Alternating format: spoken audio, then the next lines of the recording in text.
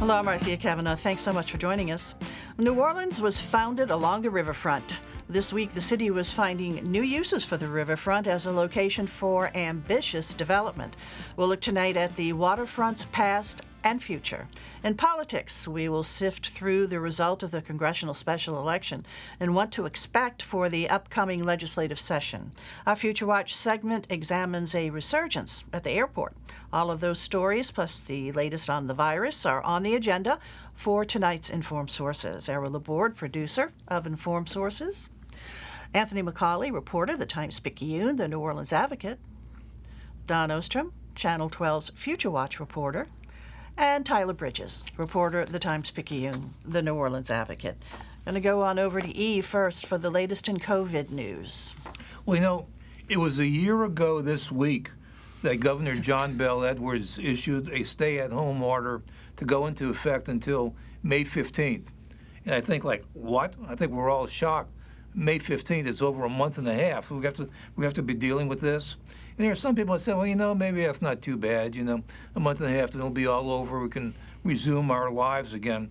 And of course, we all know it didn't quite work out that way. This thing kept on getting extended. I think this next week, though, may be the week when the cavalry rides in. There are a lot of things about to happen. The first thing is that the governor announced that there are no more restrictions other than age. Anyone over 16 will be able to get their vaccinations next week, and so we expect that to happen. There are some events that are going on, like what Ostrom is doing. They're calling it the Vax Fest, which is out at the Zephyr Stadium, where they're going to give 24 hours where people can get vaccinations, and they're going to have music. It's going to be like a jazz fest with shots this time, not Jello shots though. And even in the tent where you got to wait 15 minutes, they're going to have Spotify servers. So if you want to listen in or something, and so next week I think it's going to be a really big push. Currently, Louisiana ranks 40th in terms of the number of people who've gotten at least one shot. In terms of the total population, it's about 20.5%. So there's still a lot of people that need shots, and that's a real concern right now, because there's this feeling, well, the people we got so far were, the so-called low-hanging fruit. I mean, the people who are easier to get. The ones who haven't done anything yet are the ones that we have to. Now, I know some people may have felt that they weren't able to get it up to this point, but there are points in the area or in the state where it's significantly lower. In the New Orleans area, for example, in eastern New Orleans, it's lower in terms of the number of people. In the Baton Rouge area, the area around Scotlandville, right outside of Baton Rouge. In the Cajun country, St. Martin's Parish has a lower turnout, just for various reasons. And so there's going to be a concentrating. And so in the past, where the feeling has been to announce, well, here's the vaccinations, come and get them. Now I think that's going to be more of an effort to go and start knocking on doors and to get people. And as the governor warns, he's telling people, if your strategy is to wait for herd immunity and for everybody else to get their shots, then you won't need to get it. Then we're going to never have herd immunity, right. That we need people going out and getting it. So we're on the verge of a big week next week. Yeah, he's really urging people to get vaccinated, that's for sure. And I'm hearing some, anecdotal reports of places of business now are getting the opportunity for their employees to get the shot there. Are you hearing that? You're hearing all those kinds of stories, and I think we're going to hear more of them because now that the governor has created essentially a task force with more private partners helping with, I think you can see more of those kind of opportunities. Okay, well, we still have to all be on guard, but like you said, feeling a little bit brighter about it these days. We hope it just keeps getting better. We should be approaching a turning point. Okay, I hope so. If it doesn't rain all week. Who knows? So anyway. Okay, thanks a lot. Tony, let's go on over to you. And looks like there are some plans for development of the riverfront upriver from the convention center. First, there was a process and a selection. So why don't you tell us about that?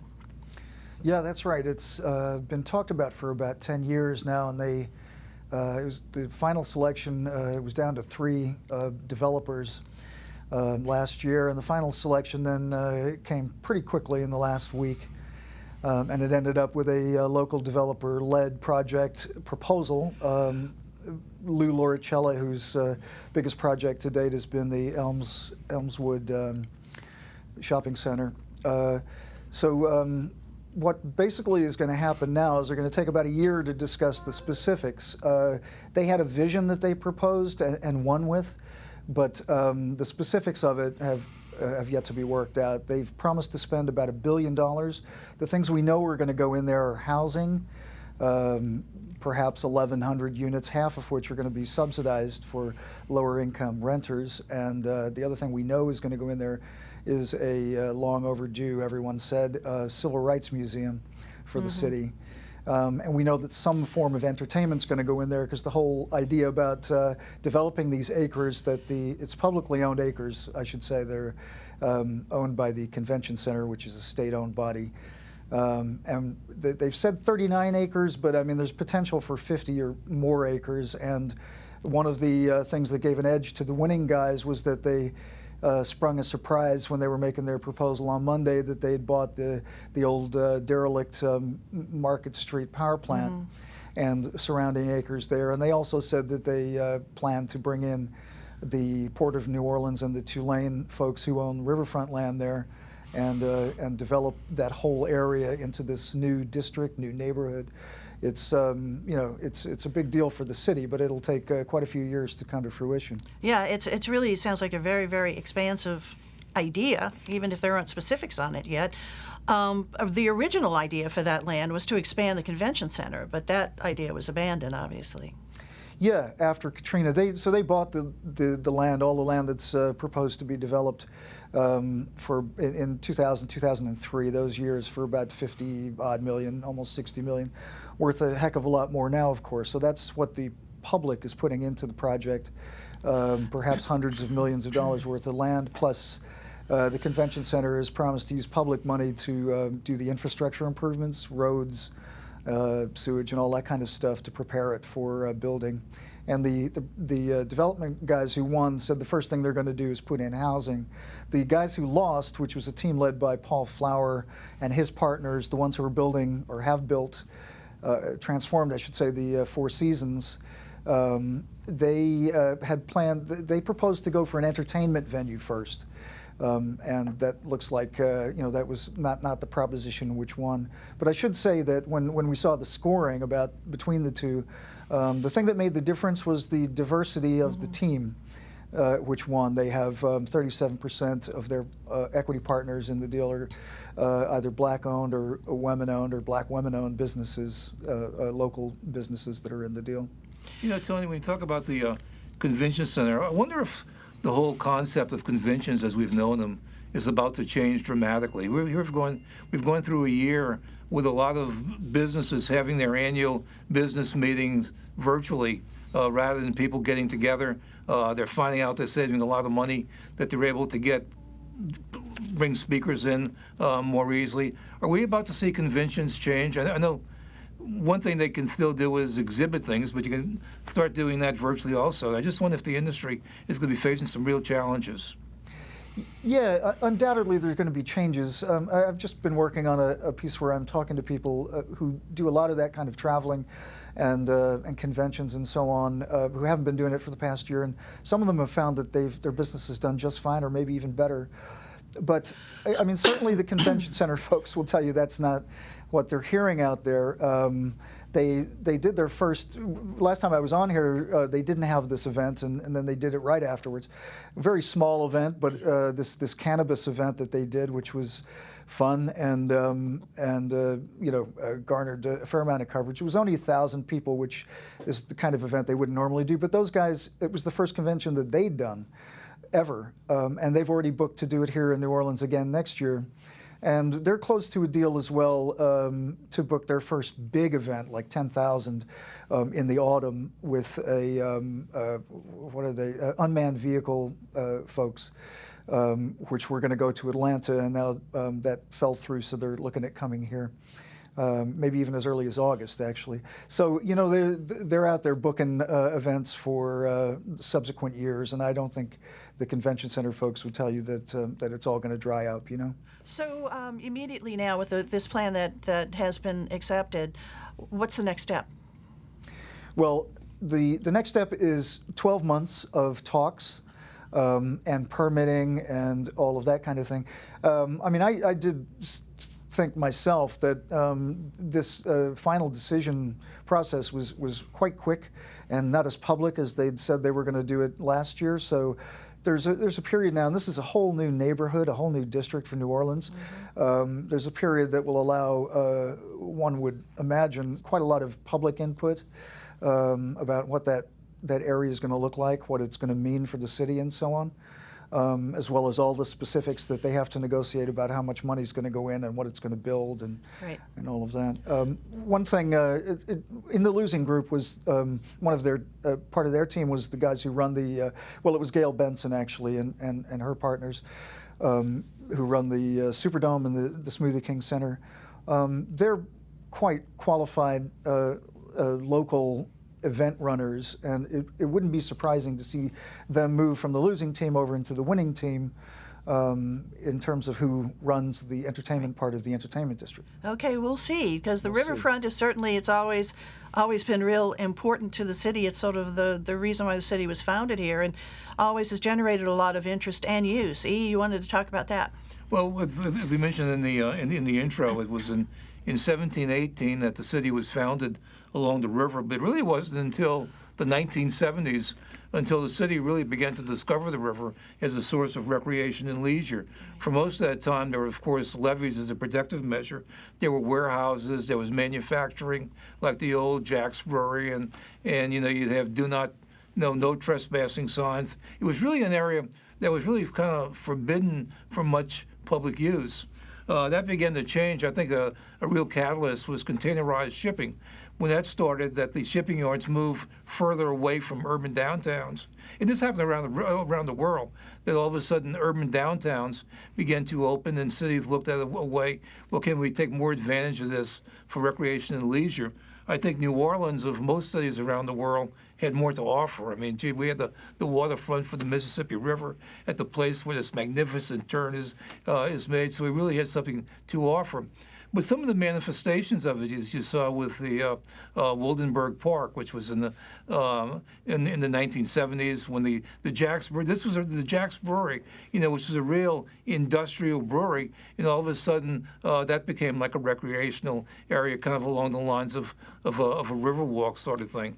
And then with the World's Fair in 1984.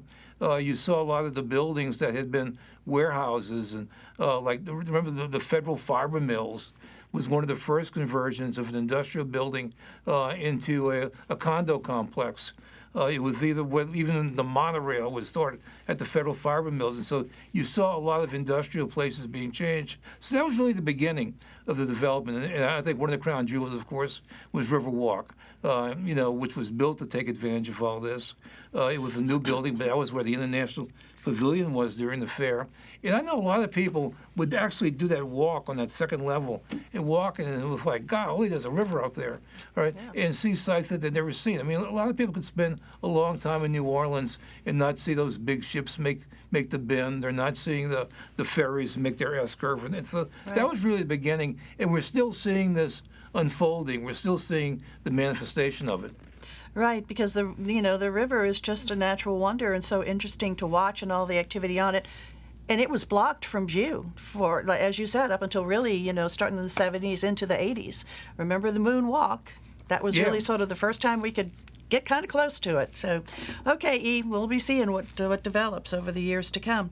Tyler, over to you. We had congressional elections this past weekend. What happened? Yeah, on Saturday night we had elections in the 5th Congressional District, which is mainly a rural district going from Monroe through Alexandria, Opelousas, St. Francisville, over to Bogalusa, and there the Republican Julia Letlow won outright with 65% of the vote. She is succeeding her husband, who tragically died on December 29th of COVID complications. Her husband Luke had won that seat on December 5th, and Luke had been the right-hand man of the outgoing Congressman Ralph Abraham. So Julia Letlow does not need to have the runoff election. She is now going into Congress right away. And then in the other election here in our area, in a district that stretches from New Orleans up the river into Baton Rouge, we are going to have a runoff between two New Orleans Democratic state senators. Troy Carter ran first with 36%. Karen Carter Peterson, no relation, ran second with 23%, just barely held off the Baton Rouge activist and advocate Gary Chambers Jr., who had 21%. And how did Karen Carter Peterson do in her own Senate district? Yeah, not well. She finished third in her own state Senate district in New Orleans. It's not a good sign for her. And the developments since the election seem to be favoring Troy Carter. There have been several notable endorsements for Senator Carter from Baton Rouge, where he finished third, actually, and Karen Carter Peterson finished first ahead of Gary Chambers. But Mayor Broom of Baton Rouge has endorsed Senator Carter. So has the Metro Council president there in Baton Rouge, Council Chair Cole. So I think at this point, it's pretty clear that what Troy Carter is going to try to do is to pick up the Republican vote, which was 16% of the voters in that the primary were Republican. He got 36%. Senator Carter has the endorsement of Cynthia Lee Shang, the president of Jefferson Parish, and some other prominent Republicans in the district as well. Senator Peterson clearly is going to try to get the quote-unquote progressive vote. And she really needs Gary Chambers' endorsement because he is pretty similar to her on the issues. And he's not saying one way or the other right now. Yes, I've spoken to him a couple of times. He told me that he had spoken to both candidates, met with them on Monday, but as of yet, he has not announced who he will support. You know, this is a runoff. A runoff is now a totally new election. There's been a call for debates. Yeah, Karen Carter Peterson, right after the primary, said, "Hey, let's have 3 debates." And Senator Carter's reaction was, "Bring it, let's do it." So we don't know when those debates will take place, where they will take place, who will organize them. But let's hope there will be an engagement between the two candidates. There was one effort to do so by WDSU in the primary, and Senator Carter ended up pulling out of that event. So hopefully there'll be an opportunity for the public to see the two go head to head and examine their records. You know, remember, Marcia, the turnout was not particularly impressive. It was only 18% of the voters in that 2nd congressional district turned out either through the early voting or on election day. I certainly hope that it will be higher in the April 24th runoff. I was going to ask you. Okay, E? Go ahead. This reminds me of, as you've seen this a lot in politics, where you have a group of voters who are a minority, but they're a large minority. They're a large enough minority to make a difference in the runoff. We used to see that in Louisiana politics, where in the primary that the two people getting the runoff were people not from New Orleans, but in the runoff, New Orleans would decide who won because New Orleans was the large minority. And this could be the case in this, with a district that was designed to be a totally Democratic district with a small Republican minority in it, but large enough to be the swing vote in this. Yeah, and the interesting thing that was a surprise to people is how well Gary Chambers did. He had not run for federal office before, whereas Senator Peterson and Senator Carter had both run for that seat as far back as 2006. And the striking thing about Gary Chambers is that the precincts with at least 70% of white voters, so they're called white precincts, they swung late in the election for Gary Chambers. And this is a new constituency. Some people call them the Bernie Bros, who became very active voters because of Bernie Chambers. But this is an important constituency that now Senator Peterson needs to get behind her. And that is progressive. These are the progressives. These are the the Bernie Bros. Yep, absolutely. Okay, all right, Tyler. Thanks a lot. Don, over to you. More traffic at the airport these days?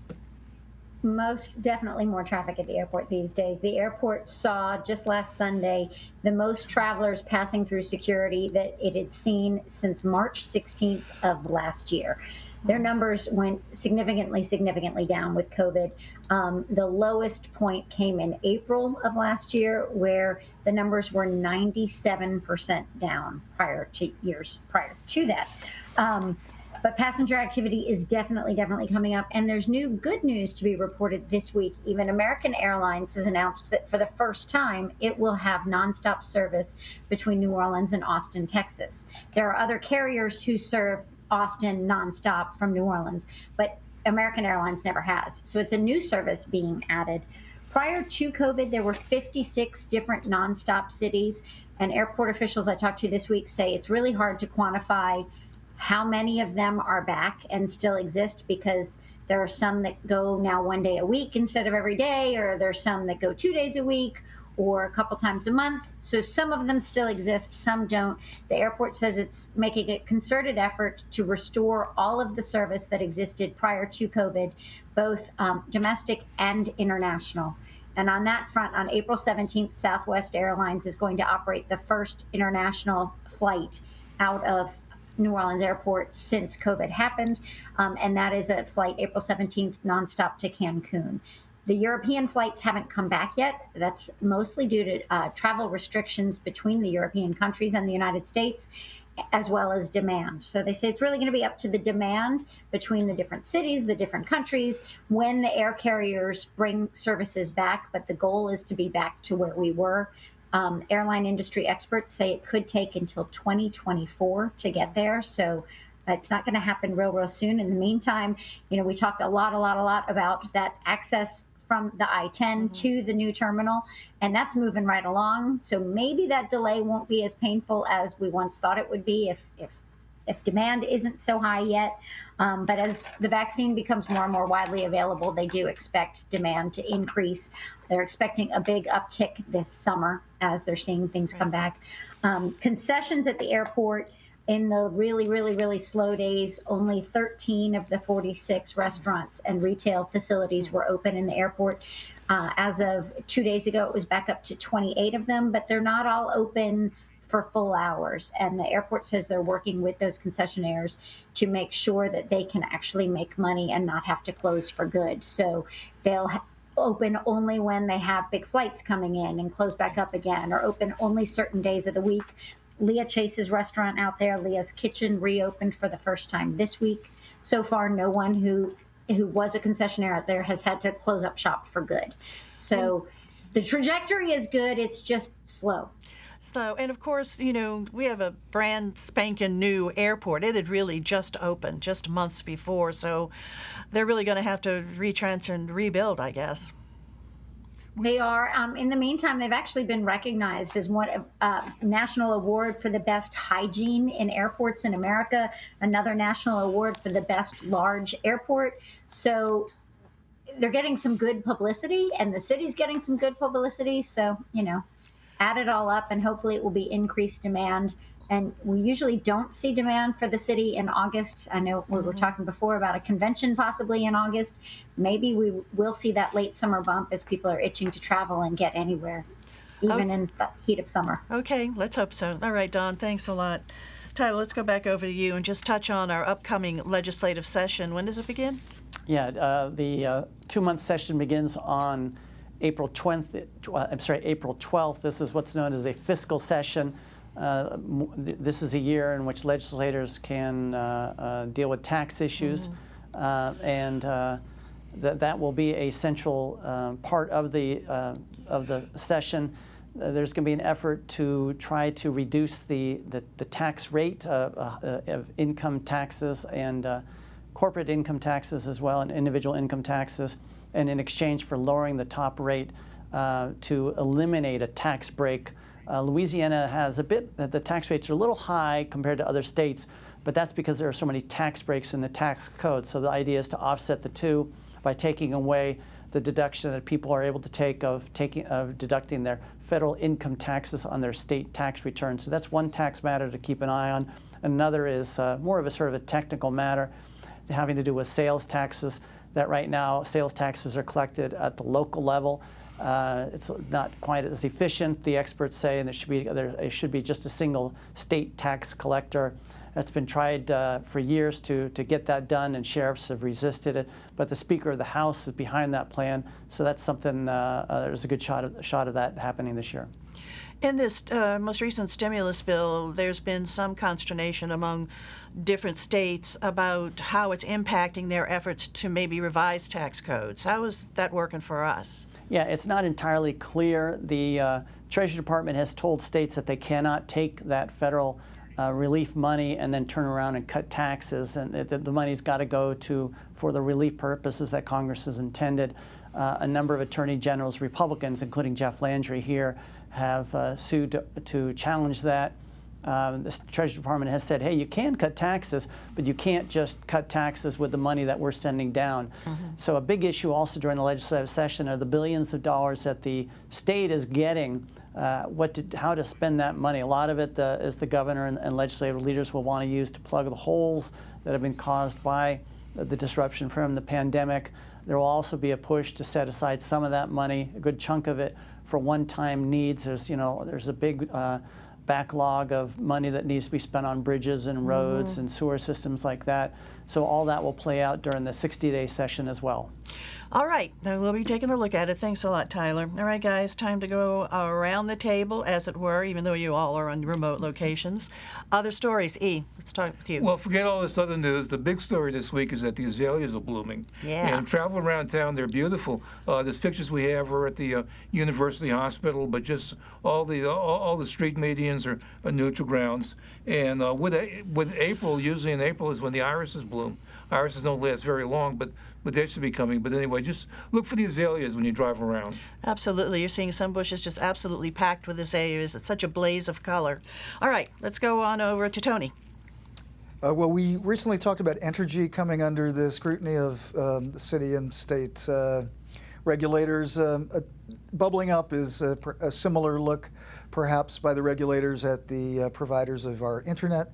People have been working at home, obviously, for the last year, and the annoyance of slow and outages from the internet has become a more serious issue, and complaints have gone through the roof. So. I bet so. All right, Tony, thanks a lot. Don, over to you. There is live music coming back at clubs like the Spotted Cat in the Marigny. Life is coming back. Life as we knew it seems to be creeping back.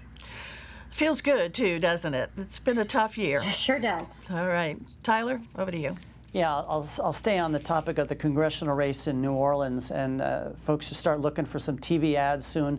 They may not be the most complimentary ads. It's expected that Troy Carter and Karen Carter-Peterson, that race will get very heated and bitter. So look for some negative TV ads and also negative mailers in your mailbox at home. Okay, I guess we'll look for that. Not really something big to look forward to is negative ads, but it is a big race. All right, guys, thanks a lot for joining us. Thank you all for joining us, too. See you again next week for Informed Sources. Have a good evening.